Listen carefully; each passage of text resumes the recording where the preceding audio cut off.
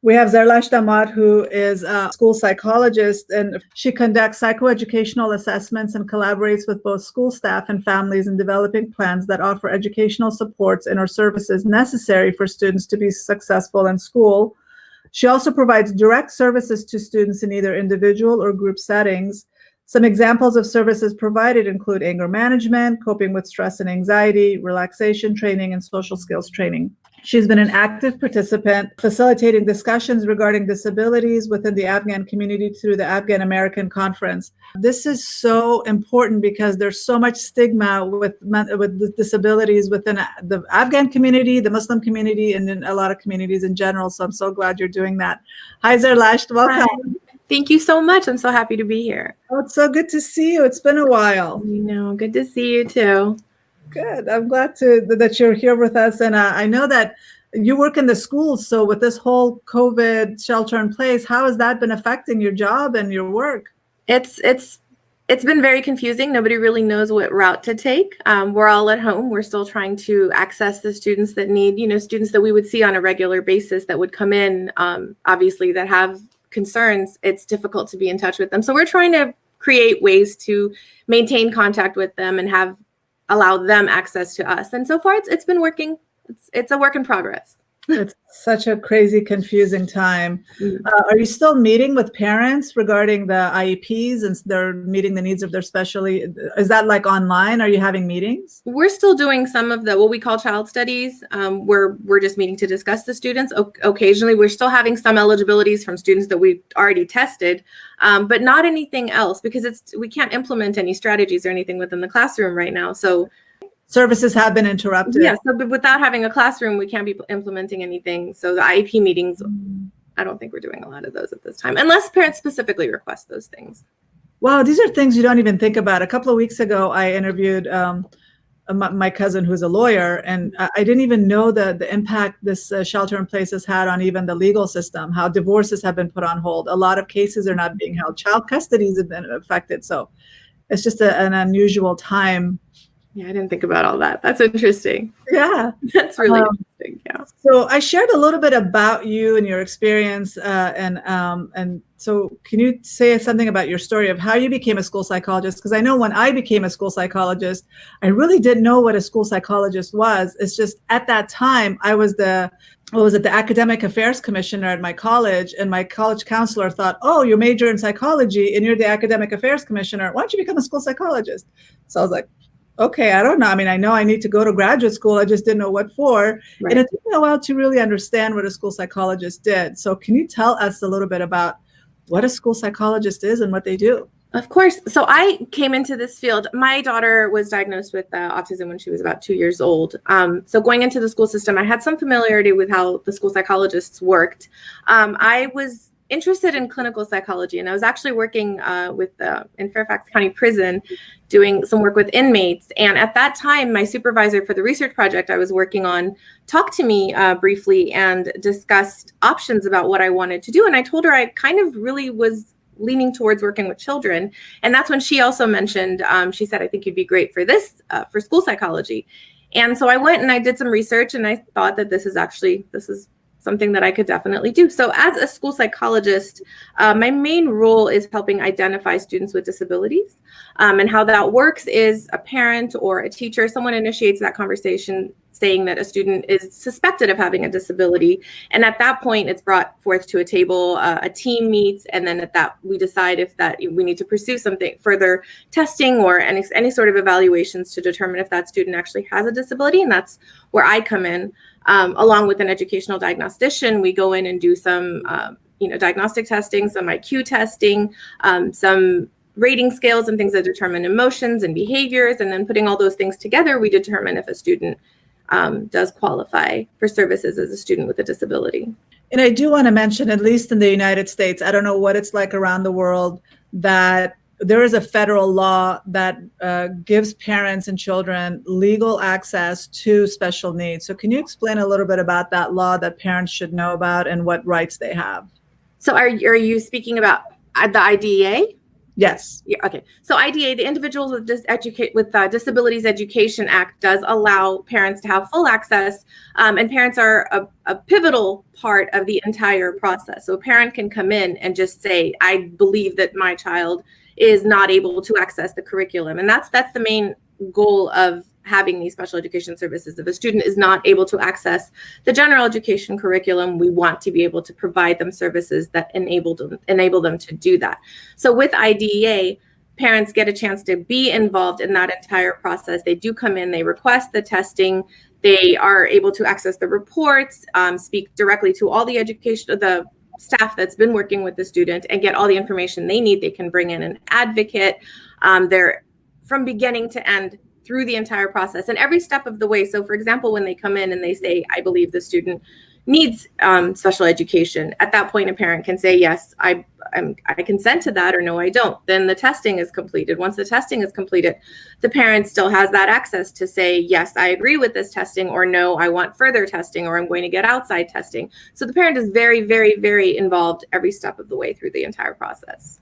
And when you say access, it's not necessarily that they're not given the curriculum. They're just, for whatever reason, they have disabilities, they have impairments that is standing in the way of them benefiting from that curriculum, correct? Exactly. For example, a student can read, given a page of text, is able to read the entire thing. A student with a disability who's got a visual impairment may not be able to see that text in the same way. It's too small or it's too condensed. So having access to it would mean us providing them a means of being able to see that. So larger print, or being able to access that on a computer. Those are different methods where they will be able to access the same thing that all the other students are, but that they aren't able to because of that impairment. Good point. And then the role of a school psych, I mean, like I said, we're kind of hidden in the schools. A lot of people don't even know that we're there. I mean, I know a lot of people are like, we have psychologists at the school. It's like, yes, they're there. So it's a huge role though. And I know when I was a school psychologist, it was exhausting. My day was never the same. Can you just give us a rundown of what your typical day is when you were actually working in the schools? Oh my gosh. It's like you said, a lot of times we're called counselors because they assume that that's and we do some of the things that counselors do as well. So typically I'll, go in, I have meetings scheduled. Usually those are first thing in the morning. You go in and have the meetings. They're usually child studies where, parents or teachers have brought students in and say that these students have concerns. So we go in and attend those meetings. And then usually I don't, sometimes I've had offices within the schools. Most of the time I don't, but I do try to remain accessible to my schools. I have multiple. And so I stay within the school setting. And usually what happens is a teacher will come and discuss something or send me an email. I need to talk about a student with you. These are the concerns. And then I set up a meeting with that teacher, or an administrator will come in and say, there's these concerns, or a counselor. Someone will come in and let me know what the situation is with the student. Also in crises situations where there's a crisis within a school, we have teams of psychologists and counselors that get out to the schools and make sure that we are available to the staff and the students in those cases. And those things do happen. It's sad. It's horrible to think about, but there are suicides. There are many of those situations that come up unexpectedly, and we're available for those as well. So typically my day is different, very different day to day. And it's also driving between the schools. So going from one school to the other, I'll get a call from my other school while I'm sitting at the school with the teacher saying you're needed for this situation. You drive out to the other school. So it's never the same, like you said. And on top of that, you have to write these huge detailed reports to help the parents, and it's all free. That's the thing that parents don't understand is, and I think a part of the reason they don't value what you do is that it's free. You're the front lines. You're the first person to see their kid, to test their kid, to provide those services. But because they're getting it all for free, I felt like it wasn't valued as much, where they would go outside and get an assessment, which I had done way more work and put in more attention to detail. And they valued the report they paid thousands of dollars for more than the work we were doing for free as part of the service that's available through the schools. I don't think they realize that it's literally the same thing. We have the same exact assessments, the same exact protocols that we follow, that they follow within private practice. But you're right. Sometimes if they're going to a clinical psychologist, like I'm a school psychologist and a clinical psychologist, so I can understand both sides, but sometimes they go to a clinical psychologist that might not even be aware or familiar with the issues academically. So what you're doing, I would say, would be higher and above what a typical clinical psychologist that doesn't have information about schools and educational laws and services would We have. do get to go in and observe the student within the classroom. So we get to see those things, which those typically the clinical psychologists outside doing the testing don't. They just kind of go by what the parents say. It's more of a comprehensive evaluation, I think. And so that's what I was always disappointed that it wasn't valued as much as it should have been. So I agree. Yeah. So what are some common disabilities that you deal with what are some things that come up during the child study teams, and then also the kind of disabilities that you assess for as part of your assessment?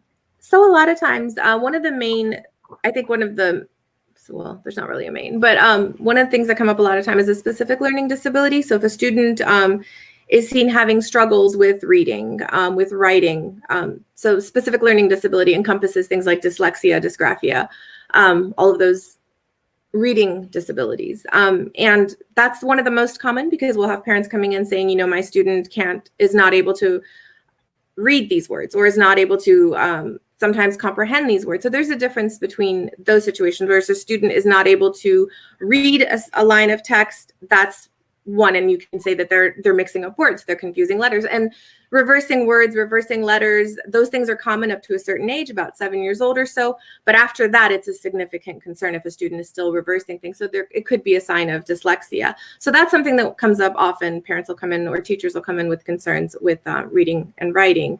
Another one being autism. Students being on the spectrum is something that comes up frequently. Emotional disabilities.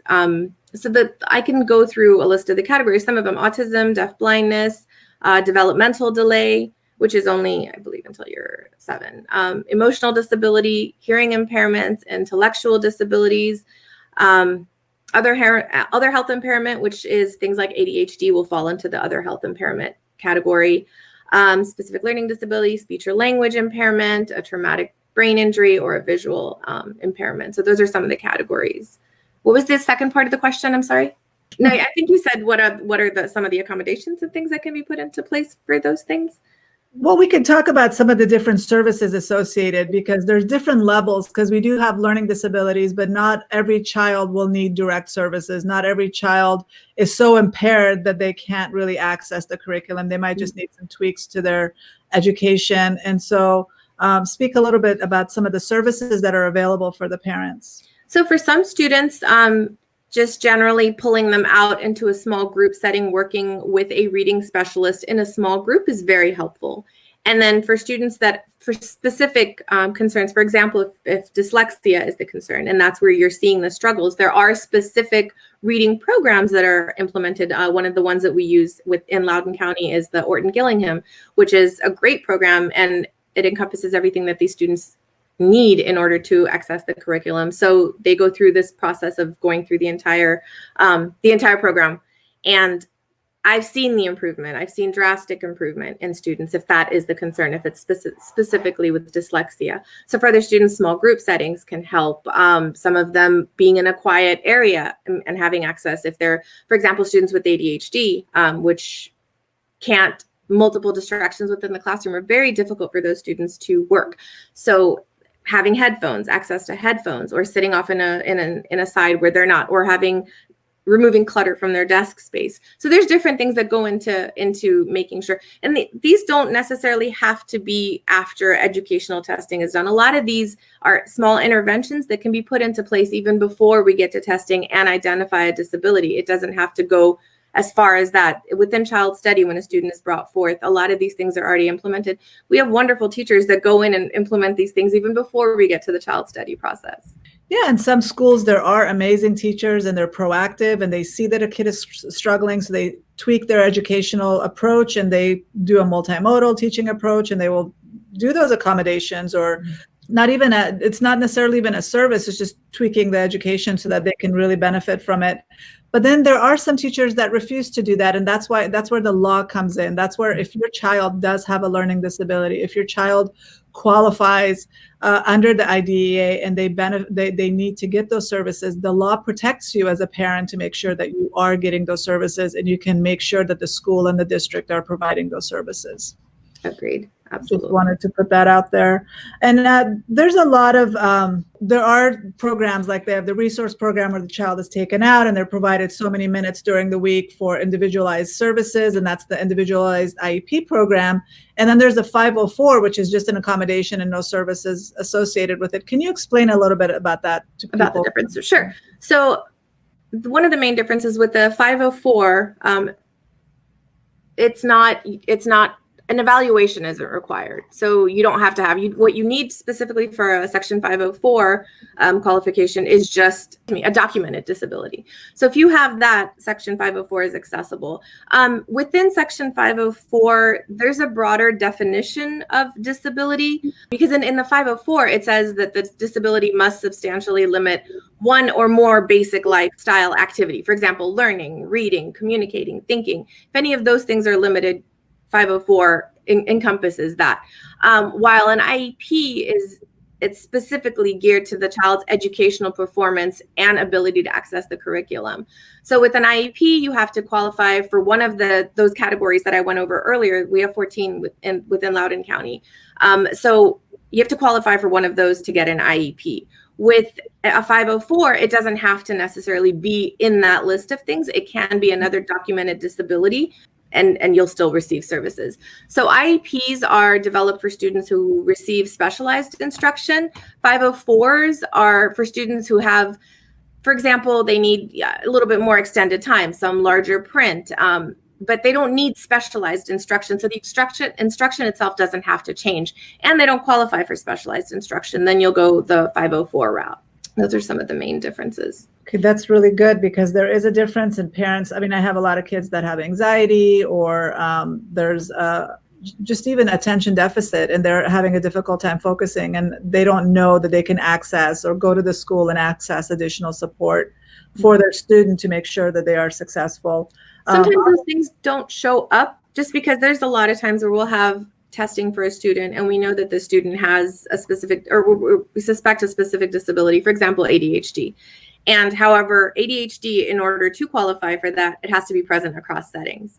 So we'll go through and do the entire process and have the teacher say, yes, it's off the charts, the student can't focus on anything. And then we have the home setting where the student is not, it's not the same. Just because the student doesn't have those distractions, it could be an only child, they're able to focus more, they're able to work more. So when we come together at eligibility and we determine that, well, those things are not elevated within the home setting, the student will not qualify. However, that student could still qualify for a 504 if that diagnosis is available, and say that that student has ADHD. The parents could easily provide that and they'd still have access to the 504. I'm so glad you mentioned the across all settings, because I have forgotten about that, because there are some kids that are in a very chaotic classroom. The teacher has really poor classroom management. They're being bullied. There's all this stuff happening, and they're learning. They're not learning. Their grades are dropping. They're not performing.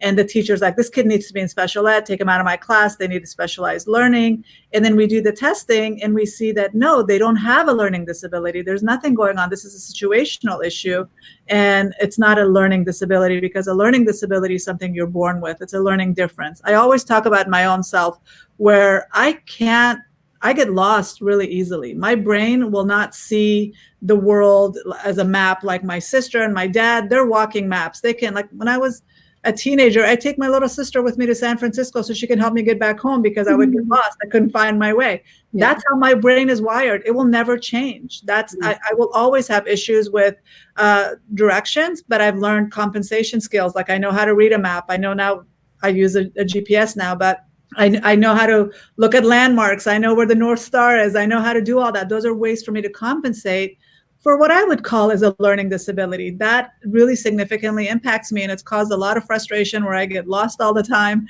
And I don't trust myself when it comes to that. And there are kids that have auditory processing problems. When you're talking to them, the information just gets jumbled up. It's not something that they can control. And so they need that accommodation where maybe more visual support is provided. So can you talk a little bit about that? So I one thing I wanted to bring up, that when you said that, is just, it's not, sometimes we do get this, I feel like a lot of teachers, not a lot of teachers, but there are teachers that think that special education is sort of just like the magic answer to everything. where it's not. A lot of times it's like what you said, there can be a situation where a teacher is not fit with the student. I'll have students that are in one classroom one year where they're struggling significantly. The teacher comes and says that there's all these concerns and the student's not able to access the curriculum and they're not. And then we have the next year where the student is with a different teacher and it's like a whole different student. They're learning differently. There has to be a fit within the teacher and the student. I'm not exactly sure what your question was when you mentioned what you were talking about earlier. Across all settings, that it's really important that it happens in every area. It's not just in the classroom. You have to see it on the playground. You have to see it at home. It has to be documented from the time that they were growing up, right? So maybe I answered my own question. I will end up when we do our observations. So and this is why private testing could be very different. So if a teacher tells me that a student has these concerns where there's these social skills concerns, okay, well, going in and seeing these social skills within the classroom setting where they're doing math and the kids aren't communicating and social skills aren't really being worked on, I'm not going to see anything. So I have to make sure that I go and see that student on the playground, or I go and observe that student in the cafeteria where social skills are more active. So in that sense, yes, I have to be able to see these things across these settings. Sometimes if a student has, they're in a daycare program, I've had situations where I've sent those questions or I've been in contact with the daycare to see, well, what's the student like within that setting? Is it different from how he or she is within the school setting versus how she is within the home setting? So it is that comprehensive need to see how the student is across settings, because seeing a student in a classroom, like I said, again, just not having that fit with that teacher or difficulties with another particular student in the classroom, they may behave very differently within that classroom setting than they do everywhere else. So it's very important to have a broad perspective of how the student works. And we don't just stop with observing the classroom. We have an in-depth interview with the parents, and we really get that feedback from them, which makes such a huge difference in getting a complete picture of who the student is. And it's not just in one situation. So I think that's where people don't realize the amount of work that goes into these evaluations. So let's see, there was oh, thank you. I'm glad that you're finding this information informative. Is there such a thing as an acute IEP? I've never heard of that. Perhaps if a student is struggling temporarily with a serious mental health condition, that would fall into a 504, I'm assuming. Right. But if there's a temporary mental health condition and there's a diagnosis of that temporary mental health condition, then, like I said, with the IEP, it's those specific categories. So if it's not under one of those, they won't qualify for an IEP. So it's like you said, I would think that would be more fitting for a 504. I've never heard of it called acute. I've never heard of that either. So if you have any additional questions regarding that, please let us know. And then also, do you do counseling with the kids in your, do you even have time for counseling? Because I know I have to fight for that, but do you even have time for counseling? I think that's the main concern. It's the time constraints. I do love counseling. I did my internship in another county where I think I wasn't testing as often and I was an intern. I had an opportunity to do a lot more counseling. Generally, we do group counseling. If there's students that have specific needs, for example, within some of my schools, I do have students that have significant concerns. I've had students where a teacher will call me and say, this student has, there's emotional concerns. They're crying every day in class. They're not able to make friends.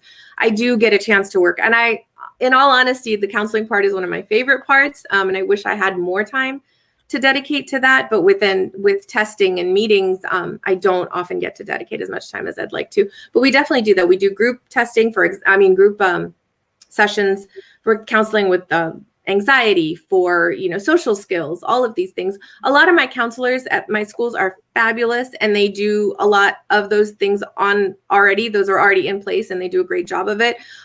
But of course, those groups are already planned and selected, and the students are already involved in them. So if there are additional students, I will be called on, and I'll happily work with those students on within a one-on-one setting or within a group setting. That was my favorite part too, is doing the counseling. I actually got an additional master's in counseling just so that I could do the counseling part. But this is why I moved on into doing the clinical work, because the counseling piece is so important, and I didn't get a chance to do more than 20 minutes at a school setting. But I do want to say that I'm so glad that your counselors are providing counseling, you're providing counseling. But if kids need additional counseling that requires more in-depth, more consistency for longer than 20 minutes, then you should seek therapeutic services outside, maybe with a mental health professional. There are some mental health professionals that actually also come in. One thing that I was really impressed with Arizona is they did have clinical psychologists and licensed mental health professionals working in the school setting, and that's not what I was used to seeing in Arizona. I mean, in California. So I don't know, is that happening in Virginia as well, where you actually have licensed professionals working in the schools? I haven't seen that in Loudoun County. I don't know if that's the case in anywhere else. I personally haven't seen that within our county. I do know that there are the restraints within the counseling staff is. I know that I don't remember exact amount of numbers, but I meet with the school counselors still regularly, weekly. We have discussions, and I believe I don't know if it was 6 or 8 sessions where they're limited with their one-on-one. They can only have a certain number of sessions. Right. So, and for the psychologist, I haven't heard of that sort of limitation. It's not, I think it's slightly more than that. So in that sense, it's important that we have additional staff and we have psychologists that are able to access these students. I used to do them, but like I said, I was limited to 20 minutes. I couldn't provide clinical counseling with them. Even though I did my postdoctoral internship, I wasn't able to do therapy. Does that make sense? Yeah. It was very brief. It was just touching base. What are some suggestions or tips when talking to your child who might have been teased at school? Wow, that's a good question. As a parent with a child with autism, that's something I've dealt with personally. My daughter, she speaks and there's no issues with her speaking, but there's a slight delay developmentally. So a lot of times she may say things that are out of context within a classroom setting. So while her friends that are her age, 16 or so, are talking about makeup and hair and boys, here she is talking about things completely different. She's talking about these shows that she likes that are cartoons or anime. In that sense, a lot of times she doesn't understand. And I think this is the case with a lot of students with disabilities, significant disabilities. They're not aware of other students making fun of them. And if they are, it is heartbreaking. My suggestion is you have to have that discussion with the student. You have to let the student encourage that student, let them know. I tell my daughter daily, you are amazing. You're so strong. You're so beautiful.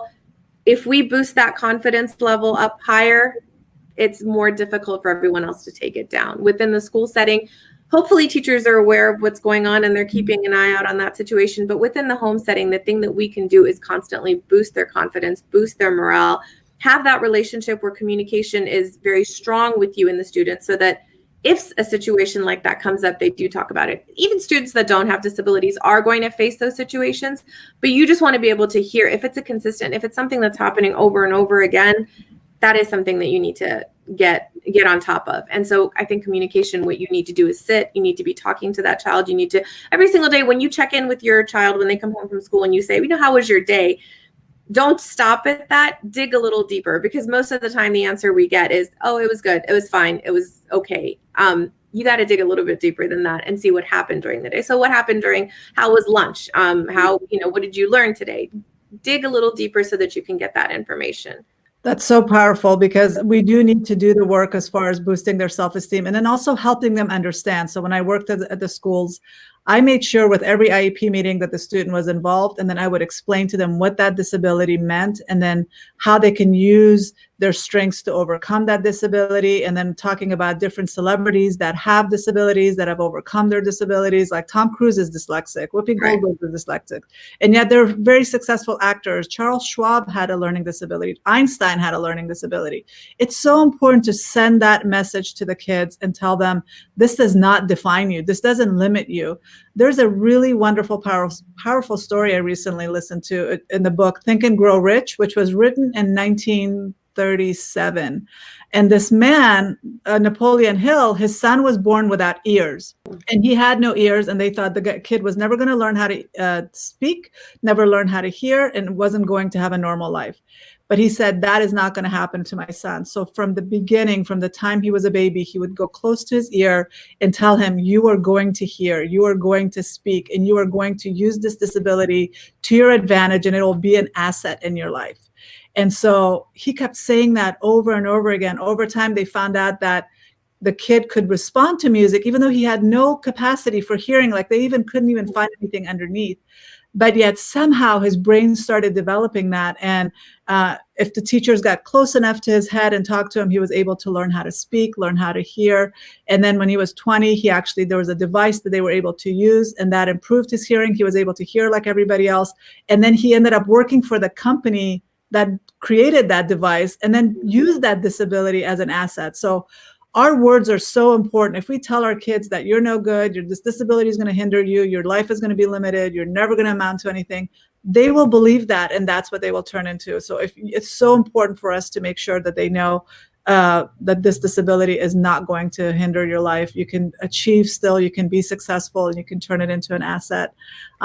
Keep in mind the age of the child as well. Like you said, having the children involved in the IEPs within high schools or maybe even middle school, some of that is possible. Within the elementary school setting, which most of my schools are, we don't do that. We don't have this, the students involved in that process. However, it's like you said, you still have to, I love the idea of comparing to celebrities, because even those little elementary school students know a lot of these celebrities, and being able to bring those things in so that they can relate to it is very important. I talk to them during my testing. So when I would finish their testing, and it's like, this is what I found. And then I just want you to know that I want you to be a part of this. This is your education. I want you to know, because a lot of kids, they would come in for their reevaluations and they're like, I don't know why I'm in special ed. I don't care. I don't know what's going on. It's like, no, you need to know so you can actually advocate for yourself. So how do you deal with behavior issues in schools? I know that there is a special diagnosis with emotional disabilities, and there are major significant behavior issues, but how do you deal with like mild behavior issues that are in the classroom to the significant emotional disabilities? I think that's one of the areas I struggle with within the school setting, because not being able to provide the kind of therapy that a student needs, a lot of the times we have to defer to getting additional outside help. Where it comes to significant emotional disabilities, where you have a student that's doing things like, cutting, or has had multiple suicide attempts or thoughts of suicide, those issues, it's not enough. It's definitely not enough to address within the school setting. There needs to be consistent counseling services outside of the school. And so a lot of times, unfortunately, that's where we have to go. We have to defer. For this less concerning behavioral issues, there are students within the elementary school where you've got these students that have emotional disabilities or concerns with emotions, where you'll have them screaming. I've had students that have thrown things within the classroom, and the way that I have to say, it varies school to school what the school environment is like. At one of my schools, where you'll have, they already have these protocols in place. All the students are lined up. They leave the classroom so that student is not able to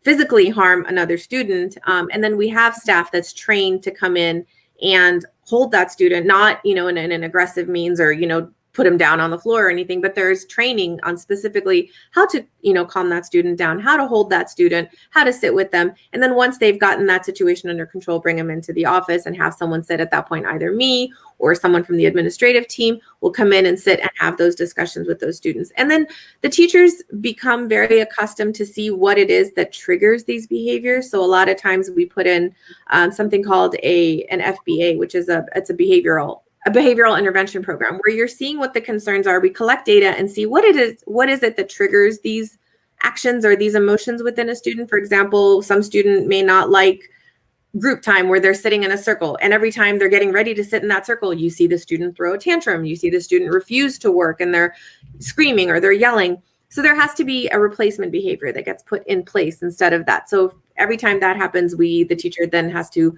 figure out a way to engage the student by a different means. A lot of times, if a student doesn't want to do that, I walked into a classroom where all the students are seated in a circle, but there's one student that's still sitting at his desk, because he's that student that is not going to sit within that circle. It's just not something he's able to do.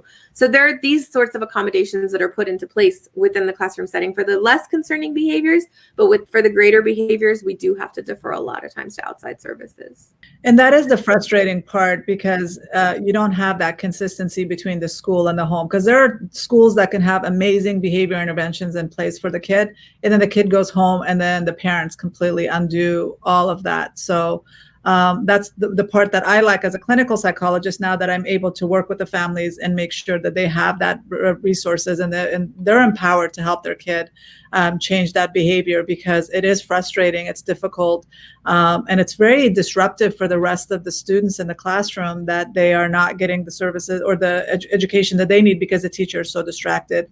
How do you empower the teachers? Because a lot of times kids misbehave, and their behavior escalates because the teacher doesn't have the resources or the skills to manage a classroom effectively. How do you work with the teachers? So a lot of times I have one-on-one sessions with the teachers. If during a meeting I see that a teacher is specifically very frustrated with a situation like that, those teachers will come forth. And like I said, when I'm sitting by myself, a teacher will reach out, and then I'll do a consultation with them. For example, if there is a student that has these significant concerns and we're saying, there's a lot of work refusal, the student's not doing anything, and they're not, they're constantly throwing a tantrum. So, okay, so what can I suggest? Let's put some sort of a chart or something in place that's allowing the student to earn some sort of, give them an incentive to work. So we'll put in a behavior chart and say, okay, well, if the student does these things, and say, okay, 3 times in a day, when you tell them to join the group setting, they accept, they do it, they get a star for each time that they do. If they collect 6 stars by the end of the day, they get a prize. And the prize could be iPad time, computer time, go to the gym and shoot a couple baskets, whatever works for that particular student. So having these conversations with the teacher, and I think the best way to empower the teachers is to have these conversations and communication. Giving them suggestions, sending them websites is not helpful. I have to be able to sit one-on-one and go through suggestions that have worked for other students. And a lot of times that's all that these teachers need. That's the only thing. They don't have, some of them, a lot of teachers have been around for many years. They're fully aware and they know exactly what to do. But then you have teachers that are new, that have never experienced anything like that. They just need that, that reassurance that what they're doing isn't wrong. I go into the classroom, I observe, I see how that teacher is working with that student, and that based on that, I can give suggestions and say, well, okay, so this is what the student's doing, and I see what you're doing, and I know that helps for all these other students, but let's try this instead, and give them a new strategy on how to work with that student. So that one-on-one time with the teachers is crucial. And you need to make them feel like they are supported, because a lot of them, being a teacher is hard. I have to say that. I mean, God bless the teachers, because there's no way I could do that every single day and deal with 30, 40 kids just screaming in my face all day long. That is amazing that they are doing that and providing that service to the kids. But at the same time, when they decide to become teachers, they're not prepared to manage these difficult behaviors. They're not prepared to be the counselors, to be the additional parent, to do so many different roles that they have to play in addition to being a teacher. So I understand that is really difficult, but a lot of them are not also trained to work with these complicated behaviors. So they need that support. Mm-hmm. So thank you for that information. And then these are some questions that came up. If your child suffers from a learning disability, how should you approach the child's school or teacher so that they get the appropriate help? And what are some of the tests that the school conducts? So the communication being the main way for you have to reach out to the teacher. The first step is the teacher. You want to reach out to the teacher and indicate your concerns. Now, a lot of times parents will come in and think that the student has the significant disability because they're still reversing letters. They're in first grade and they're still reversing all these letters. Well, it's typical. And a parent may not know that, understandably may not understand that. So when they communicate with the teacher can then assure them, okay, this is perfectly normal based on the age range. We'll have to wait. We'll see if he grows out of this. And if he doesn't, then it's a concern. But if it's significant, if it's something where you're not able to get in with the teacher and you feel as a parent, that is significant, but nothing is being done within the classroom teacher, you can take it one step ahead. You can speak to someone in administration. In my schools, we have a dean that handles those situations. So you reach out to the dean and say that I believe that my child has a disability. By law, we're required within 10 days to meet on that student. So as soon as you reach out to a dean or a teacher and you say, I am suspecting a disability, you're expecting that this meeting needs to happen and we all need to discuss this. So we would then get together and have a meeting, which would include the dean or someone from administration who is in charge of the special education department. It would include the teacher, it would include the psychologist and the educational diagnostician and any other specialists that are working with that student. And as a team, then we can sit there and we can discuss everything. Then we go forth and we implement strategies to help that student within the classroom. if those strategies we continuously meet. So this meeting isn't a one-time occurrence. It's going to happen over and over we implement these strategies, we give it a few weeks, we meet again and see if those strategies were beneficial. If after multiple strategies being implemented, it's not, then we're like, okay, well, we tried all these things. It's not working. Clearly, there's more to this. At that point, testing is done. So on my end, the psychological testing is a lot of IQ testing.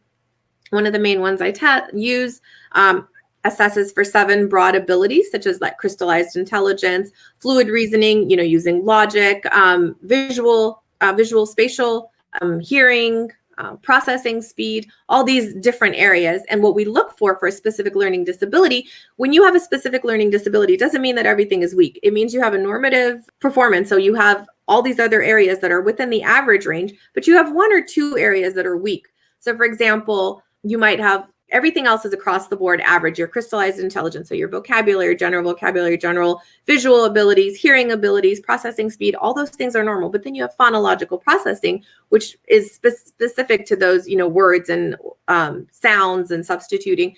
That area is significantly weak. You've got scores that are within the hundreds all the way across the top, and then you have a 70.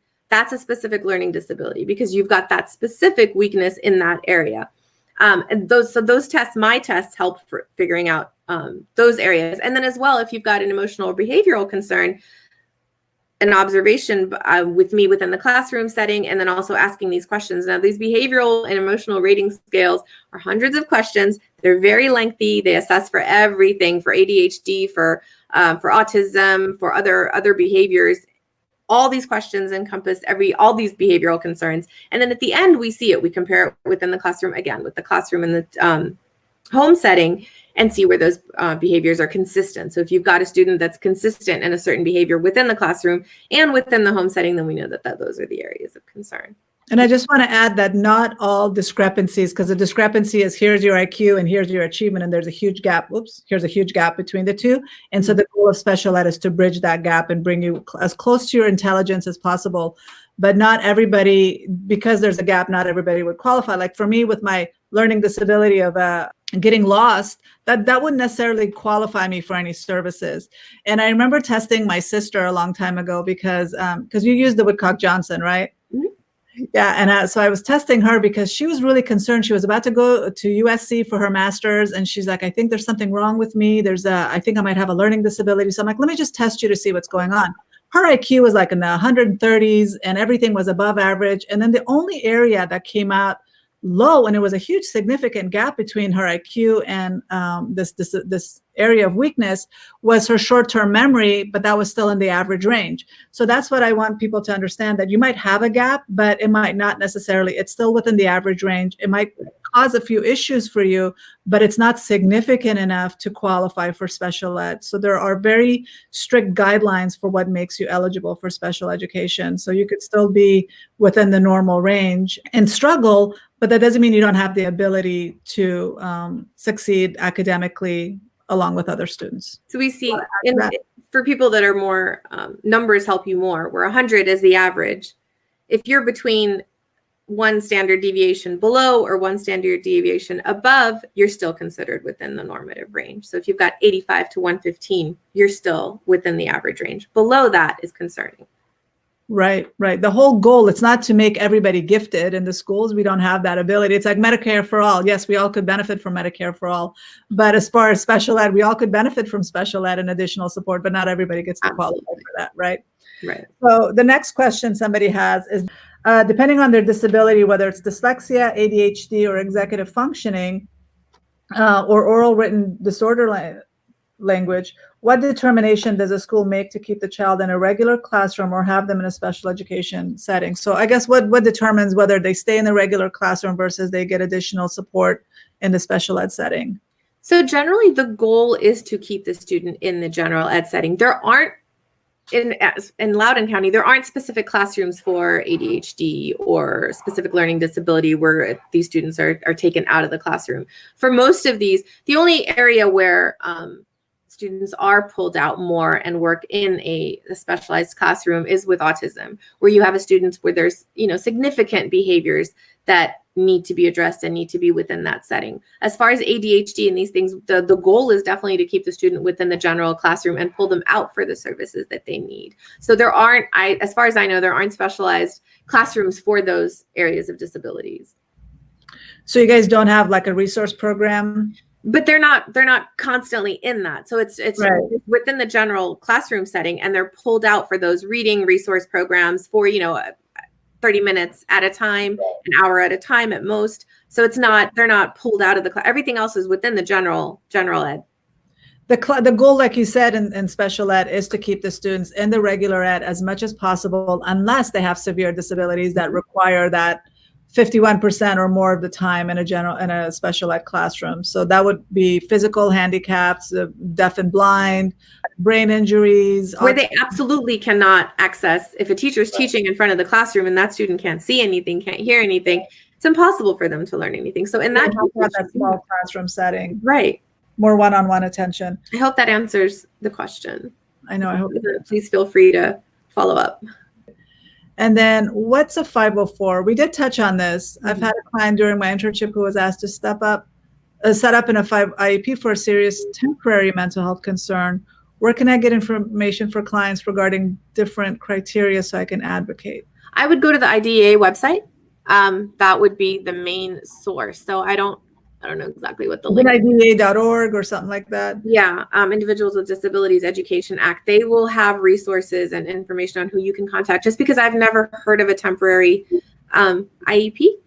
Oh, the next one that I have is any advice for parents that have to go to a meeting? Because that is such an overwhelming process. You go in and there's like 15 people looking at you, mm-hmm. and you feel like they're all talking at you. Can you give some advice to parents that are preparing for a meeting like that? Absolutely. I think the main thing to keep in mind is that everyone that's sitting around that table, the goal is to help your student. The goal for everyone in that room is to help that child. My suggestion is to go in fully prepared, understand how the process works, have your questions ready. Once you get in there, it's overwhelming. Everyone's talking at you. You don't know where to go from there. Have a list of your questions ready so that you get everything that you want answered. Feel free as well afterwards, get the contact information for everyone in that room. I've had parents come into these meetings and say, can I talk to you afterwards and get more information? Please feel free to do that. Do not hesitate. Ask for the psychologist, the educational diagnostician, ask for their information so that you can reach out and ask additional questions. It's an overwhelming process just because you walk into a room and there's usually like 5 or 6 other people sitting at that table. It's concerning, but just always keep in mind that everyone's goal there is to help your student, help your child, and it's a team, but you are a very integral part of that team. So it's not that team versus you, you're a part of that team. And make sure that you do have rights as a parent under the IDEA. So make sure that your rights are recognized, because not every school district is like yours, Zarlasht, that they're supportive. Because I hear a lot of parents where the teachers refuse to provide accommodations. They're refusing to even answer questions from the parents. And at that point, parents have the right to bring in an advocate. There are advocates that know the special education laws. There are advocates that know your rights, that know your child's rights, and they can actually go into a meeting with you. The goal of the school district should always be to support the parents and to work with the parents to meet the needs of the child, but that doesn't always happen. So if that's the case, then you can bring in an advocate with you if that makes you feel more comfortable. If you go to the IDEA website, you'll also there's pamphlets and full on, all the information on every single right that you have as a parent. And I would suggest every parent go take a look. We do hand out the booklets at our meetings. Once, special education is brought up, you hand that out. It's very lengthy, but if that is an area of concern for you, I would highly recommend you go in and you read that and see exactly what all your rights are.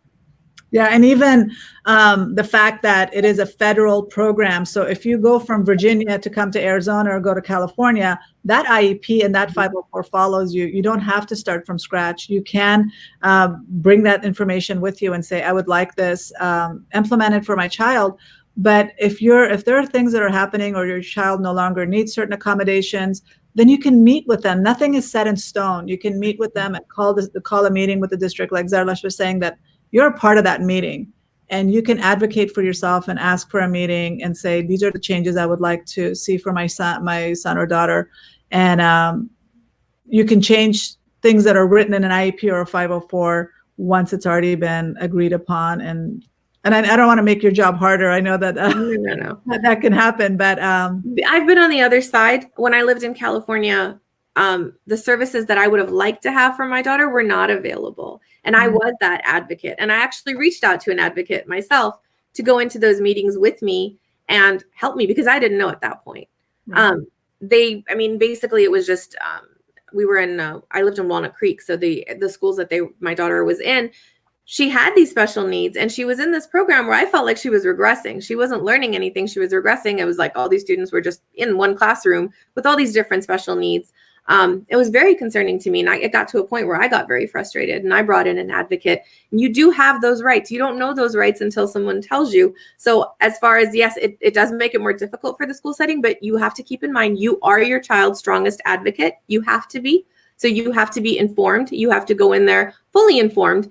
And an advocate can help you do that at times. And we're talking, obviously, the federal issues in the United States. And I know there are people watching this from around the world, and there are people that don't have the same rights, that don't have the same laws. I don't know what it's like in Canada. I know there are a couple of people watching from Canada. So let us know what the rights and regulations are in Canada. I'm assuming it's very similar to the United States. But I knew a kid that moved here from Afghanistan. He had a severe disability, mental and physical, and his mom was a teacher. And obviously during that time, it was during the Taliban time, there was no schools going on in Afghanistan. And even if there were, kids with disabilities weren't necessarily always getting that education. I mean, my aunt, God rest her soul, she advocated for that. She opened up a school for special needs kids, for the deaf and the blind, and a lot of kids that schools would not want to touch because they had disabilities. She's created that school to reach those kids in Afghanistan. But when kids don't have access to that, parents become that advocate, parents become that teacher. So like I said, this one kid that ended up, it was at the Fremont School District, actually. They came from Afghanistan, and the kid was so much more prepared than other kids because the mom worked so closely with him. She gave him the tools, she gave him the strategies, she gave him the skills that he needed. Even though he was placed in a special education classroom, he was doing really well, and it was so wonderful to see him just blossom, and he loved the attention, and he felt empowered, and he felt confident. All because that mom, who didn't have access to the services in Afghanistan, she gave it to him herself at home. So it goes back to that conversation we had about empower your kids, believe in your kids, tell them that this doesn't have to be a death sentence, I guess, and that this is not it doesn't have to limit their lives. They can still figure out a way to make something of themselves and be creative within their disabilities. I mean, that's the whole point of this IDEA, right? To give them equal access. Mm-hmm. And so we can do that. We can empower our kids at home as well. So and I'm glad that you're working with the Afghan community with that, because there is so much misunderstanding and lack of information. So can you say a little bit about that? Sure. Somebody reached out to me asking if I wanted to help facilitate with the Afghan American Conference a discussion on disabilities, visible and invisible disabilities. I was hesitant because I hadn't really worked with the Afghan community one-on-one in that sense, but I know that it was very necessary. So the way it worked is me and a co-facilitator, who I believe I did it 2 different years, and it was 2 different people. But we met and we decided to just create a program to get all these people. We had a group of, maybe like 15, 20 people who came in, and we just started discussing. So the way we started it is I started discussing my own personal experiences with special education with my daughter, with other people in my family. And it allowed these people to open up. And then we had individuals share stories of, okay, well, my sister has one of the people brought up a story about how their sister had autism, and the parents did not know how to address it. And a lot of times these parents would not take this child anywhere.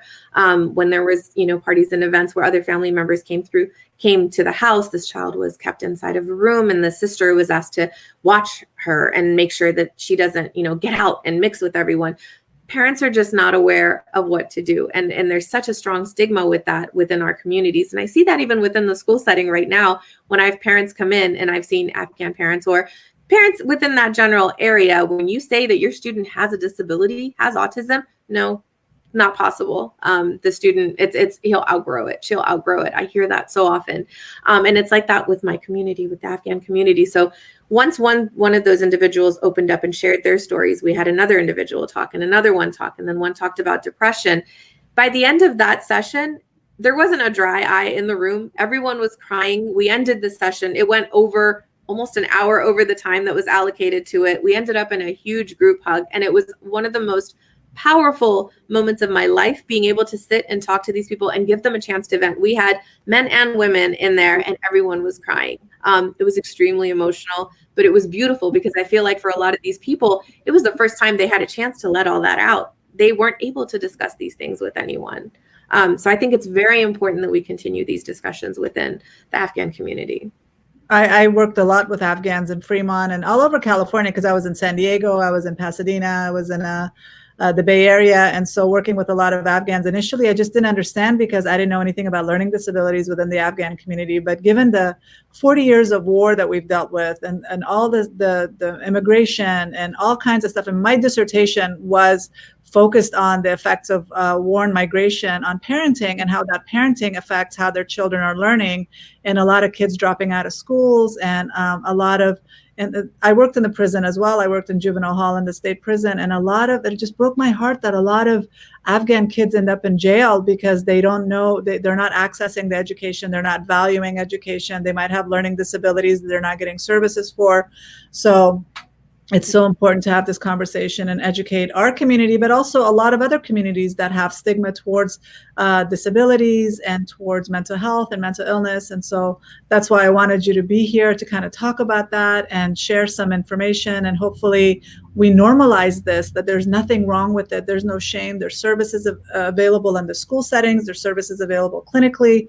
Reach out, get help. Don't suffer needlessly. There's no need to anymore. Completely. I think that's why when I share my own story, it kind of makes people a little more comfortable, especially within the community, because they're like, oh, okay, you understand. Like you have a student or you have a child that's gone through that. There's nothing wrong with it, but you just have to be able to learn how to help. Those students just learn differently, and we've got to figure out how they learn so we can. And I love learning differences versus learning disability. And that makes such a difference in our language and how we change that. And we have to acknowledge that. And we have to acknowledge that even in this country, special education is kind of a new concept, and people still aren't aware of how to take advantage of the resources. This was such a fun conversation, and it brought me back to my years of a school psychologist and good times. Good times. As I remember only the stress, but now looking back on it, there were good times. It was fun. There was a lot of really good work that we did. So, and working as a team was really important. So I'm glad you've joined me in joining that profession and doing the work that you're doing. So thank you so much for being here. Thank you for including me in this. That was actually really enjoyable getting a chance to talk about all these things. Thank you. It was. Thank you. Thank you for coming and joining. And so you have a wonderful day. Hopefully we'll see you soon. Definitely. Okay. Bye. Thank you.